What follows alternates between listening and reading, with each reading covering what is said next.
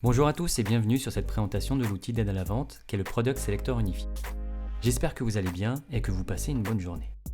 Mon nom est Vincent Aron et je travaille chez Cisco en tant que Product Spécialiste et une de mes missions, parmi tant d'autres, est d'essayer de vous simplifier votre quotidien, que ce soit en termes de choix de produits, de compréhension, de positionnement ou de montée en compétences. Démarrons tout de suite par une présentation du Product Selector. À ce jour, pour des raisons pratiques, le sélecteur de produits unifié est un fichier Excel. Lorsque vous l'ouvrez, vous aurez devant vous 3 propositions pour vous aider dans le choix de produits. Clairement, les sélecteurs switching et sélecteurs wireless sont les plus avancés à ce jour. Nous allons d'ailleurs démarrer par la partie switching. La première chose à faire de votre côté est donc de cliquer sur le bouton Easy Selector Switching. La proposition de valeur, vous l'aurez compris, est de vous proposer différents critères de sélection pour vous aider à choisir parmi notre large gamme de produits. Alors, le premier constat ici est que vous avez plus de 400 références dans ce sélecteur. J'avoue que si vous avez l'habitude de faire ça de tête, franchement, je vous tire mon chapeau. Pour les autres, je vous propose plus d'une dizaine de critères vous permettant de filtrer au fur et à mesure avant d'aller un peu plus dans le détail. Le premier critère est ici la gamme de produits. Vous y trouverez le portfolio Cisco Business, qui est la gamme la plus agressive en termes de pricing. Idéal dans un environnement compétitif avec les bonnes fonctionnalités au bon endroit. Ensuite, vous aurez la gamme Cisco Entreprise, gamme historique de Cisco, qui proposera des produits et des fonctionnalités beaucoup plus avancées. Évolutivité et pérennité de l'investissement seront ici les maîtres mots avec le meilleur de Cisco. Enfin, la gamme 100% Cloud de Cisco Meraki qui vous simplifiera la vie et l'IT avec son dashboard unique sur l'ensemble de son portefeuille. Vous pourrez, avec le second critère, directement filtrer les différentes séries de commutateurs. Vous pourrez ensuite sélectionner le niveau, 2 ou 3, ainsi que les fonctionnalités basiques de routage. Je rappelle juste que sur la gamme Enterprise Catalyst, plus de 90% du catalogue propose du routage de niveau 3 dynamique minimum. Et cela, même sur les commutateurs d'accès. Vous aurez donc très peu de chances de vous tromper. Pour les plus connaisseurs, vous pourrez filtrer directement en fonction du système souhaité. Cette fonctionnalité est plus pour la gamme Cisco Entreprise et ses différents niveaux d'iOS. Vous remarquerez que les derniers produits sortis ne proposent à présent que 2 niveaux, soit essentiel, soit advantage. C'est bien plus simple. Si vous souhaitez avoir du détail sur les différents iOS, vous pouvez cliquer sur le petit bouton Informations. Vous retrouverez les différentes fonctionnalités selon le niveau d'iOS choisi, ce qui est plutôt pratique.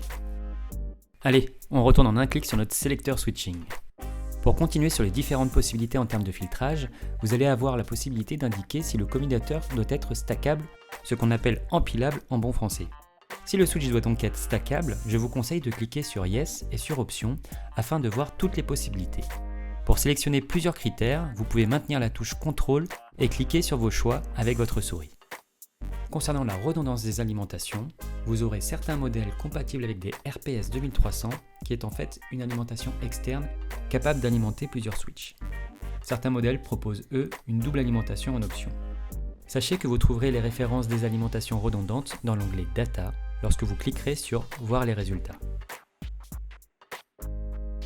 Au niveau du PoE, vous pourrez indiquer le support minimum dont vous aurez besoin.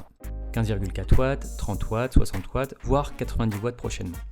Et surtout, cliquez sur le bouton du bas afin d'inclure les références rétrocompatibles.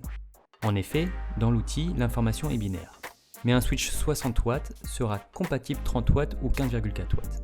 En faisant cela, vous aurez une visibilité complète. Si vous cherchez minimum 60 watts, tous les modèles uniquement 30 watts ou 15,4 watts n'apparaîtront pas.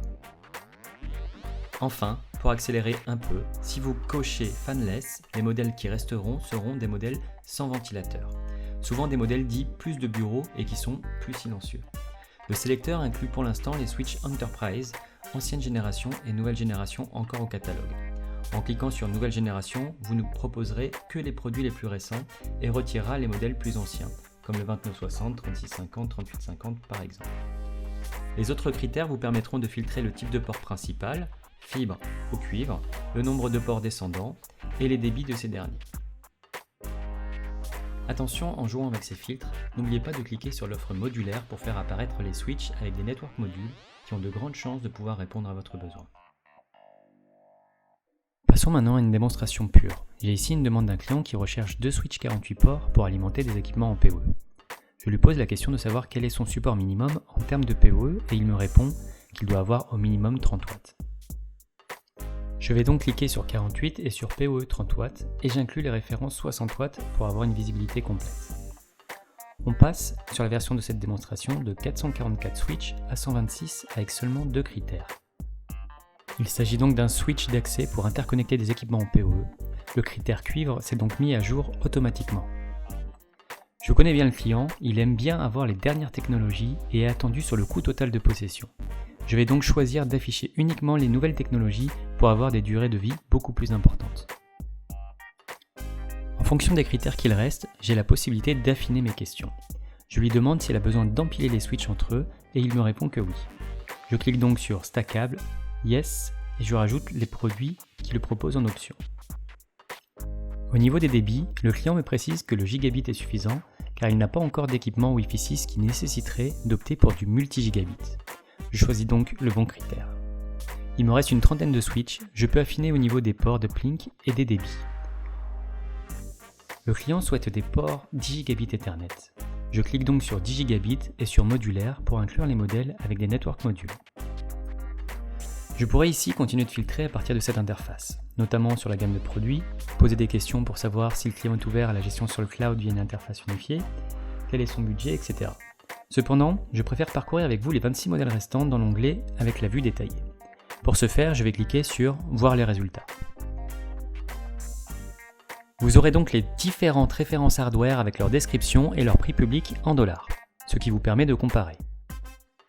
Sur les gammes de switch Meraki et Catalyst 9000, il faut rajouter une licence que vous pouvez choisir dans le carré jaune. Par défaut, le Selector propose 3 ans. Par exemple, les Catalyst en version -E ne proposent qu'une licence en Essential. Vous pourrez choisir 3, 5 ou 7 ans.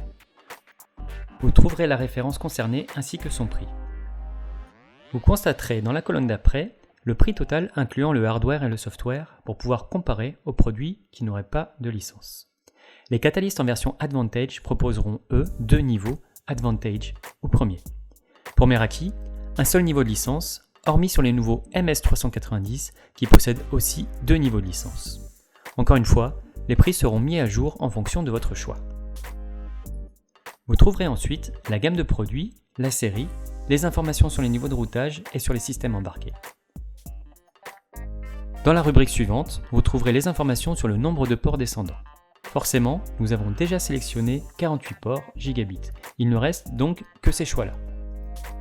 Au niveau des uplinks, vous observerez des différences. Certains modèles proposeront uniquement des ports SFP+, d'autres des combos fibre au cuivre à 10 Go, ou bien encore des uplinks modulaires. Pour les modèles proposant des network modules, vous aurez la possibilité de choisir le network module adapté et avoir les informations sur sa description et sur son prix. Un des critères qui peut influer beaucoup sur le prix ou sur le choix du modèle est certainement le critère PoE. Dans cette rubrique, vous aurez donc le nombre de ports capables d'alimenter en PoE, le budget total du switch par défaut, ainsi qu'une indication sur le nombre de ports qui sont capables d'être alimentés en full capacité, soit à 7,5 watts, 15,4 watts, 30 watts ou encore 60 watts. Alors, ce n'est qu'une indication car la plupart des équipements PoE ne consomment pas la totalité du budget par port.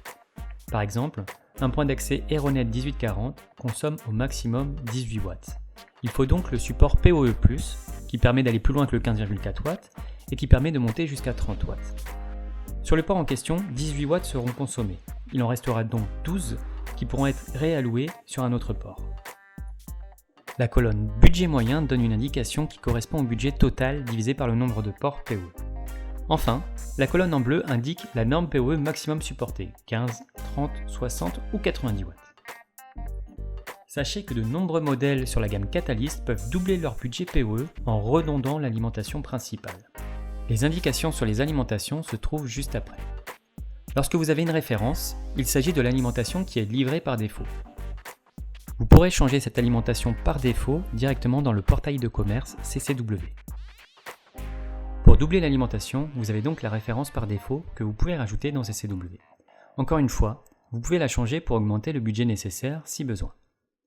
Dans les dernières colonnes, vous aurez les informations sur l'empilage.